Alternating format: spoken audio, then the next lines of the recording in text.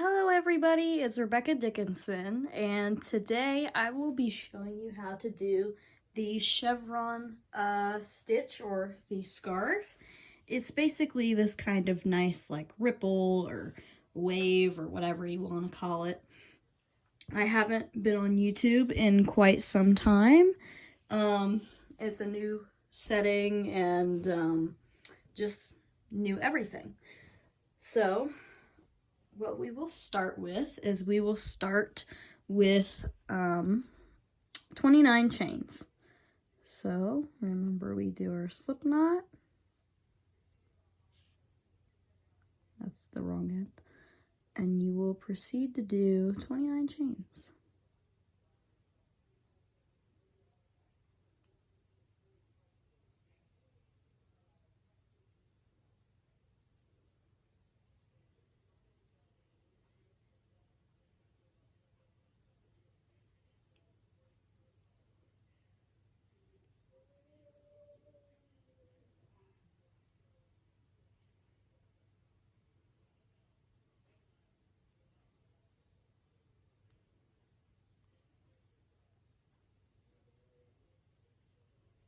All right, and there is 29 chains.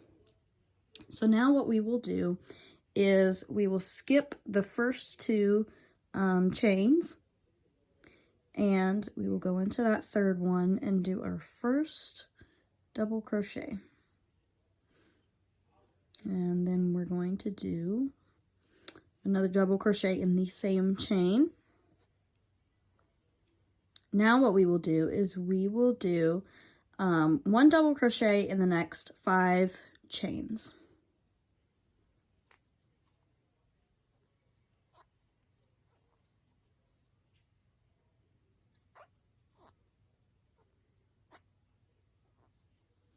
That's 2, I believe.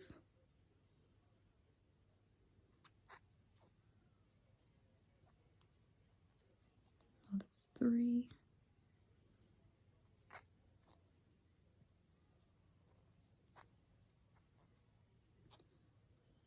4. And then this is number 5. All right. Yep, 5. So now what we will do is we will skip these 2 chains, and then we will double crochet in that third one. Now what this does, this will give us kind of that dip. It might be a little bit hard to see it early on. I think my yarn may be a little bit frayed. It's a little frayed. So it might be hard to kind of tell early on that there's a little dip, but as you go more into the pattern, you'll see the kind of dip and the rise and kind of that ripple effect.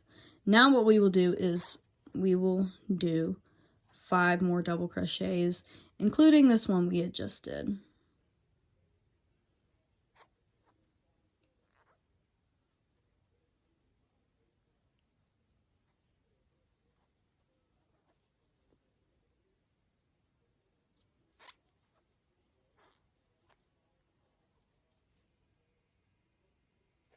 I believe this is number 5. Yep. Now what we will do is we're going to make kind of our peak of the wave. So what we're going to do is we're going to go into this next stitch here, and what we're going to do, we're going to do 3 double crochets in this stitch or this chain. So that's 2, and then that is 3. So see, now we've got kind of a peak. So our chevron is coming along. And now what we will do is we'll do 5 more double crochets in the next 5 chains.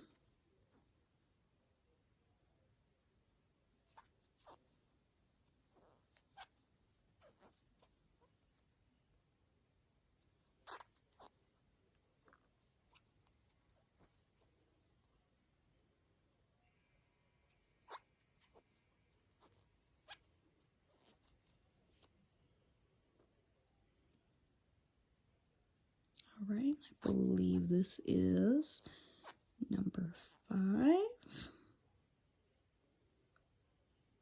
Yep. All right, so now we're going to do exactly what we did over here. We're going to make another little dip. So we're going to skip those 2 chains.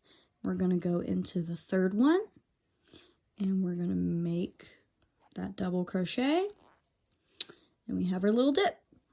And then what we're going to do is we're going to do 5 more double crochets, including the one we just did.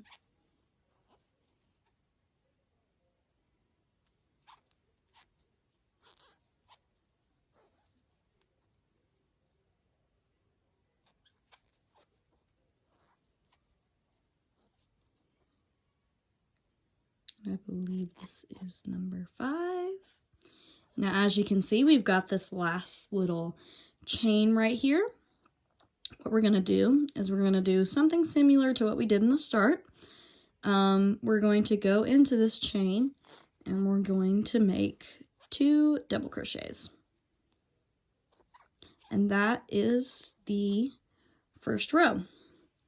Now, you're going to do this the same way, just on the tops of the stitches. What you're going to do is you're just going to chain 2. Now, this is a little bit funky. What you're going to do is you're not typically crochet, you could go into the 2nd stitch, but we're going to go into this 1st stitch. And that's how you would start your row. And I know it looks a little bit weird because you're like, oh, it's going to stick out, but trust me, it won't do that. I worked on another one. I tried out a little experiment where I did just the back loops only, and it seems to me like it did kind of accent the ripple a little bit more. So if you want a more ribbed or textured look, you can just go into the back loops only and see as you go along with the stitch, that little kind of, you know, sticking out part, it will straighten up eventually. But repeat this until your desired length, or, you know, however much yarn you have, or to 105 rows. That seems to give a pretty good length. This one's pretty short, but it demonstrates the stitch very, very well. So I hope you enjoyed today's video, and as always, happy stitching.